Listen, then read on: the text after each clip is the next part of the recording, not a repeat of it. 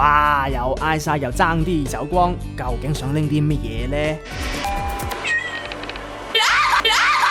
是咪睇到都興奮呢？嗱，除咗呢個高空救貓，呢個由 Bandai 搞嘅 VR 館有勁多 VR game 㗎，結合埋體感控制，俾大家試下唔同嘅體驗。嚟緊呢4月就對外開放㗎啦，想試玩呢？得啊，去東京啦！ Today, we're announcing a new job role and challenge.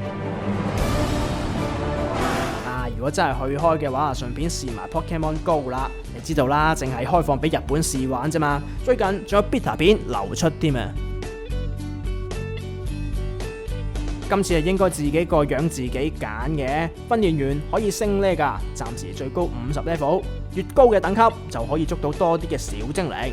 咁使唔使課金先捉到呢？就唔知啦。但係有啲地區日頭同夜晚會出現唔同嘅精靈㗎，到時可能真係揸車捉會方便啲咯。Samsung presents the Smart Windshield, the first technological windshield that connects with your smartphone.